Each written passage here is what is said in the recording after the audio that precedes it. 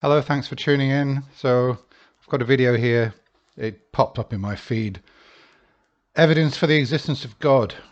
So we've got a Christian who is presenting some evidence for the existence of God. It's only a 4-minute video, so we're going to watch it through and we're going to decide whether it's sound evidence. Let's go. Evidence. What evidence can you provide that is so overwhelmingly strong that you can honestly say without a doubt that he exists?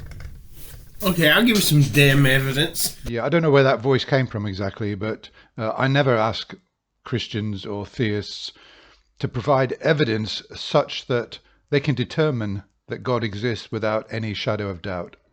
I never put that to anybody. My bar is that what evidence can you provide for sufficient evidence in order to warrant your belief, not certainty.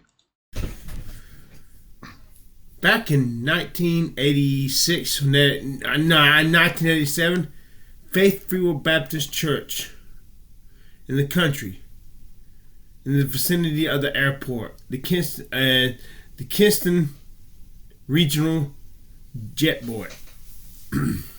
So let's just get the time scale. We're talking about the mid-80s, a Baptist church. There's this family that had just recently gotten saved. I'm trying to remember the names. Well, the names are irrelevant. Get on with it. Anyways, their son, I think he was 12, 13 years old at the time. His name was Dudley Jones. Dudley Jones, 12, 13 years old son. We would later become best friends in 1995. Okay, so he became friends with this Dudley Jones, who was 12 to 13 in 1995. So I guess 10 years later, he'd be in his mid-20s. I'm trying to get him to tell his testimony, because that would be awesome, if I can find him. Okay, so we've got this Dudley Jones. He's the one who is the source of this testimony. And it seems that this YouTuber is not in touch with and can't find the person who gave him this story. But Dudley and his mom, his half mom actually, and his dad. Anyways, they had gotten saved recently. Well, they went out to the gas station, and I was there in the service when. Yeah, I presume he means when he says they got saved recently is they possibly recently converted to Christianity and maybe got saved through this Baptist church. The dad testified to what happened. So Dad testified to what happened, right? And when he got up to testify on that Sunday morning, he started to talk about what had happened, and his wife began to cry, beginning to break down and cry as she was telling his testimony. This happened to him, his wife, and his son Dudley Jones, who were all in the service that morning. Anyways, they had just pulled into a gas station and filled up the tank. Yeah, get the context here. Dad is telling this story in a church to a Christian congregation. The gas tank was in the back of the car. After they filled the tank up, they pulled out of the gas station. And after they pulled out, there came a car behind them, flying like a bat out of hell. And the car is about to ram into the back end of the car, where the gas tank was, that was full of gas. All of a sudden... Frankly, it doesn't really matter that it's full of gas. If you've pulled out of a gas station, even if you've got an empty tank, and a car hits you from behind at, say, 70 miles an hour, you're probably all going to be killed. A huge white hand from above came down between the two cars and stopped the other car from ramming into the rear end of the car they were in.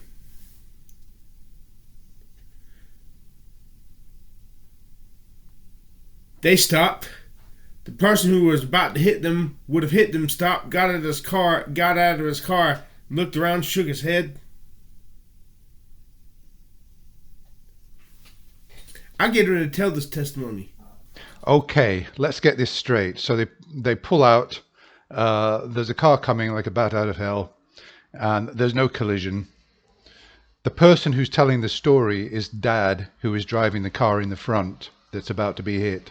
I presume that he must have looked in his rearview mirror, seen the car coming at speed, and his testimony is that a hand came down, God's hand came down, and stopped this car from colliding into the back of him.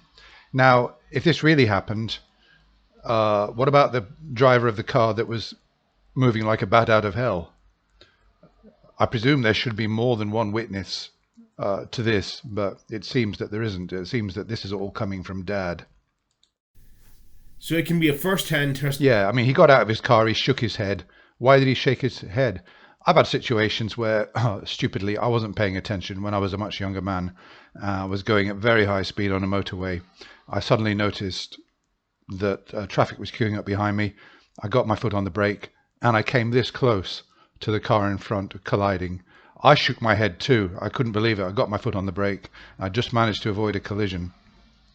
It wasn't the hand of God that stopped it. It was just good fortune. Account, not a second hand for me. But well, it wouldn't matter even if we did have a first-hand account, because it's such a fantastic story. It would take more than just testimony alone to establish any proof for this. Whenever I get to doubting God, if God's real, if Jesus is real, I just think back to this, and it keeps me from deconverting. So, atheist, checkmate. Oh yeah, sure. How in the fuck do you explain that away? And don't have me this shit. Oh, why doesn't God do it for everybody?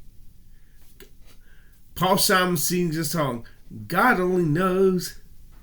God makes his plan. The information is not available to the mortal man. Why does God save some and not others? That's none of your business. Take it up with God. Okay, so there we are. What can I say? Personal testimony. What can I say about it? I've got no reason to believe that any of this actually happened. Do we have any video evidence? Do we have any other evidence? This is even a second-hand account. He can't even get in touch with Dudley Jones for any more information about this. And it seems that it wasn't Dudley Jones who provided, because he met Dudley Jones and Dudley Jones told him this story. It was his dad. It's coming from his dad, which makes sense because his dad was driving. He's the one that would have been looking in the rearview mirror, and he sees this car coming. He's telling this story to a Christian congregation, and he probably did really feel relieved that this car managed to brake in time and not collide. And he may have thought it would just be a really cool, inspiring story. It might well be a kind of metaphor for, but for the grace of God, we would have been dead. And I don't believe there's any reality to the claim that God actually stopped this accident from happening by putting his hand down and physically preventing it from happening. I can't say for certainty that it's false, but I don't have any good reason to actually believe in it. Testimony on its own is not sufficient evidence. I think in all likelihood that the actual incident may have happened, but that it might have been just a really close call. As this family had already been saved and they were going to a Baptist church, he might have just felt compelled to put a kind of poetic, spiritual interpretation on it. And he told this story to the congregation. And I believe that's probably all it is, and that there's nothing more to it than that. But to cling to the belief in the existence of God, let alone the Christian God, on the basis of this tale alone is just completely irrational. Let me know what your thoughts are, guys. Thank you for watching. Bye for now.